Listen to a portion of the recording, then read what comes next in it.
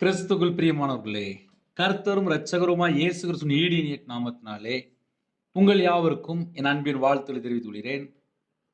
நீதிமொழிகள் 15ஆம் அதிகாரம் 6ஆம் வசனத்திலே, நீதிமானுடைய வீட்டில் அதிக பொக்கிஷம் உண்டு, துன்மார்க்கனுடைய வருமானத்திலேயோ துன்பம் உண்டு என்று எழுதப்பட்டிருக்கு. இந்த செய்தியை கேட்டுக்கொண்டிருக்கிற தேவ ஜனமே, கர்த்தருடைய பிள்ளைகளுடைய வீட்டுக்குள்ளே அதிக பொக்கிஷம் இருக்கணுமா? அதே நேரத்தில் ஒரு மனுஷன் கர்த்தருடைய வார்த்தையை விட்டு விலகியாச்சுனாலே துன்மார்க்கர் என்று எழுதப்பட்டிருக்கு. துன்மார்க்குடைய வீட்டிலேயே துன்மார்க்குடைய வருமானத்திலேயோ துன்பம் உண்டு என்று எழுதப்பட்டிருக்கு. அப்ப இந்த நாளுக்குள்ள செய்தி என்ன அப்படின்னா, கர்த்தருக்கு பிரியமானபடி வாழ்ந்தால், நீதிமானா வாழ்ந்தால், உண்மையா வாழ்ந்தால், நேர்மையா வாழ்ந்தால், அந்த வீட்டுக்குள்ள அதிக பொக்கிஷம். சரி, நீதி, நேர்மை, உண்மைன்னு சொல்றோம். சில வீட்டில் இப்போ அம்மா அப்பாவுக்கு கீழ்ப்படியறதில்லை.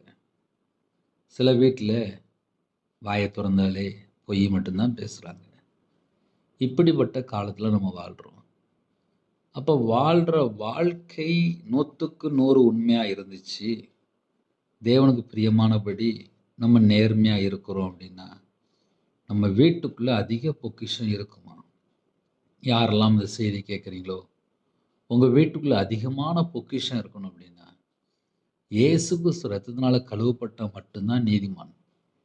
நம்முடைய பாவத்தை எல்லாம் அவருடைய சமூகத்தில் அர்ப்பணித்து மனம் திரும்பி, என் பாவத்தை மன்னிச்சிருங்கப்பா, நான் உங்களை விட்டு தள்ளி போய் தான்ப்பா வாழ்கிறேன், என்னை மன்னிச்சிருங்கப்பா அப்படின்னு சொல்லி ஏதாவது ஒரு பாவ காரியம் இருந்தால் அவருடைய சமூகத்தில் அர்ப்பணித்து மனம் திரும்பி நம்ம தேவனுக்கு பிரியமானபடி வாழும்போது, அவரை நம் சொந்த ரட்சகராக ஏற்றுக்கொண்டு அவருக்காக நாம் வாழும்போது நம்ம குடும்பம் அதிக பொக்கிஷம் இருக்கும்.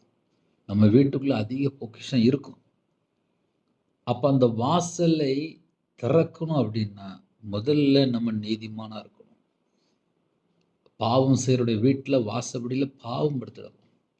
சில வீட்டில் எப்போ பார்த்தாலும் பாவம் பண்ணிட்டு இருப்பாங்க. அந்த வீட்டு வாசப்படியில் பாவம் படுத்திடணும். தீமை செய்து விட்டுருவோம்.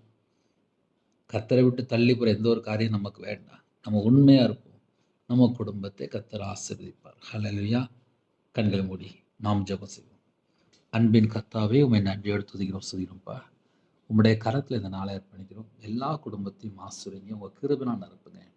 உமக்கு பிரியமானபடி வாழ எங்களை அர்ப்பணிக்கிறோம். எல்லா குறைகள் குற்றங்கள் எல்லாவற்றையும் மன்னித்து இந்த நாளிலும் எல்லா குடும்பத்தையும் ஆசீர்வதிங்க. அவனுடைய தேவைகளை சந்திங்க.